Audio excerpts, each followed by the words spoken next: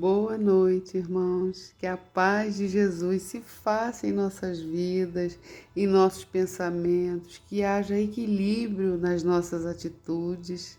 Hoje estamos finalizando a etapa dos nossos encontros sobre os apóstolos de Jesus e eu, pessoalmente, já estou sentindo falta dessas figuras maravilhosas eleitas por Jesus, né, e da transformação que a gente pôde observar no trabalho magnífico que Jesus operou na vida dessas pessoas.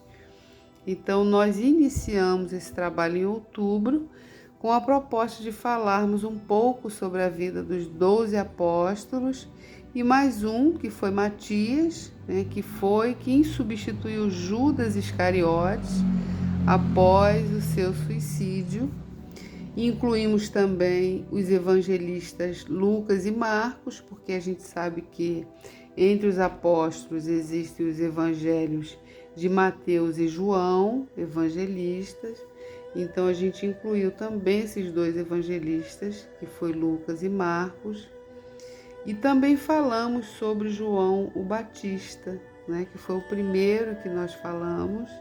E hoje, para encerrarmos esse ciclo, iremos falar sobre o apóstolo que foi uma das grandes revelações no apostolado de Jesus, né? Primeiro porque ele não queria ouvir falar de Jesus, né?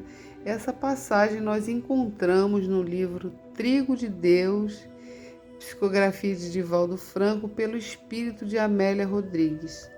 Então, Amélia nos narra a seguinte passagem, né? Ela diz que Simão era um homem séptico, sem sutilezas de comportamento, portador dos conflitos humanos naturais, enrijecer a fibra moral na atividade a que se entregava, desinteressando-se praticamente de tudo mais. E a gente sabe que Simão era um pescador, né? Então, o foco da existência dele era a pescaria, né? A sua família, e era um homem muito conhecido ali no entorno.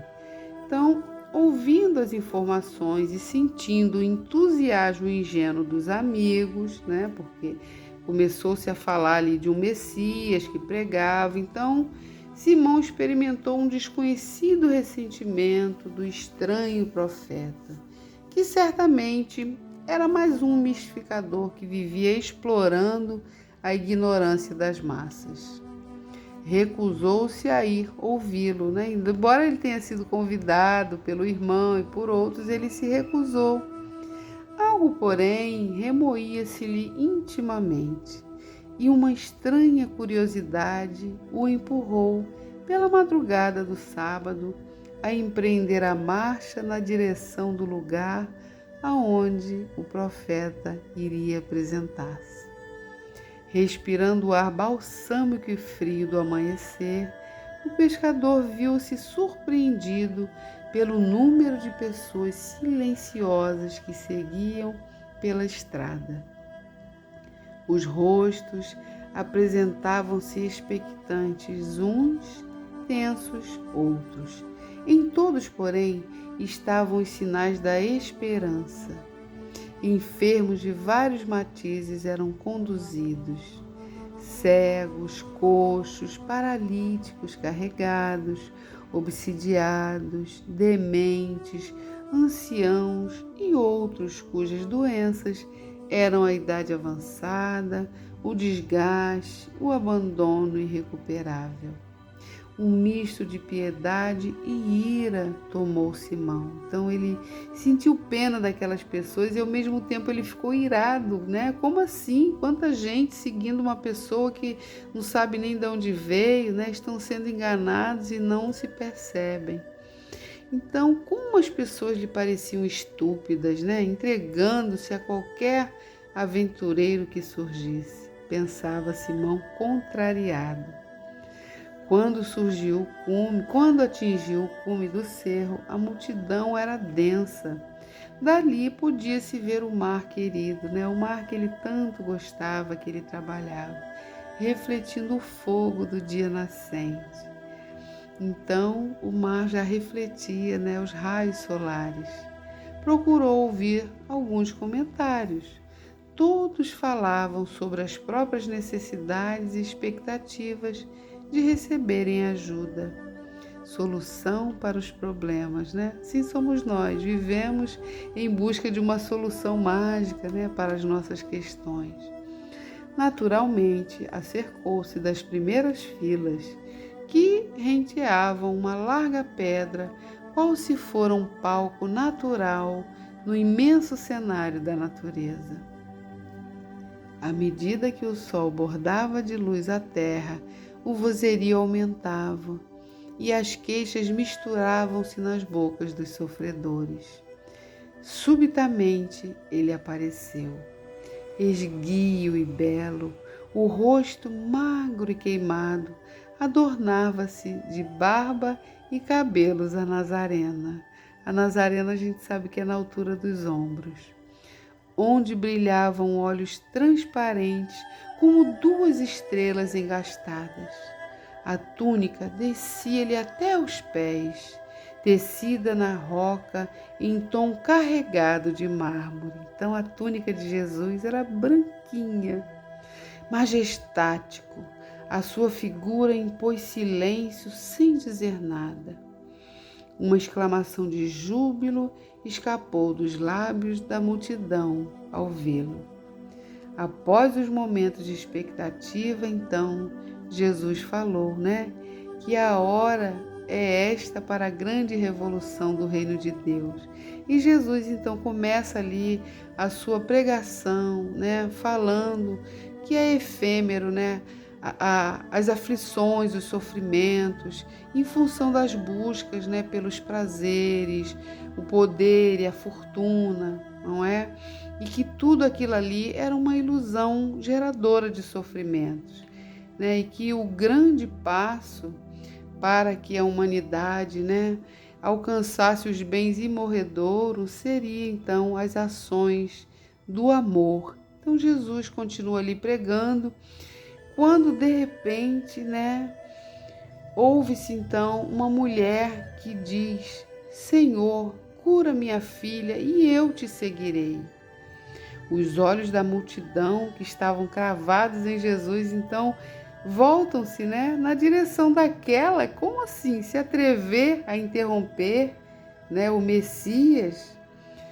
Por encontrar-se a mulher atrás de Simão e porque ela estava trêmula e chorava muito, Simão então toma a menina dos braços, dos braços dela e avança até a primeira fila para que alcançar Jesus. A menina era cega.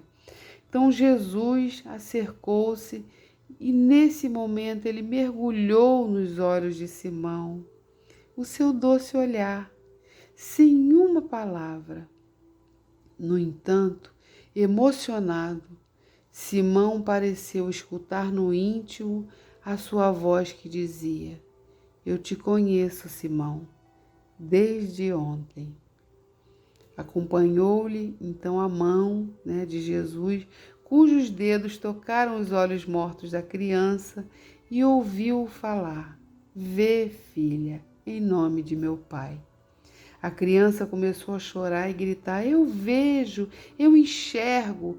A mãe então avançou, estonteante, pegou a criança das mãos de Simão.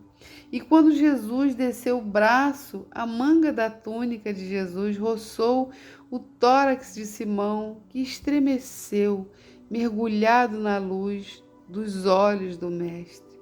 E ali ele ficou paralisado e perdeu o contato com o mundo sensorial. Ele se desligou da realidade e, ao retornar, sob a ardência do dia, ele estava a sós. Todos já haviam ido embora, A hora já estava avançada.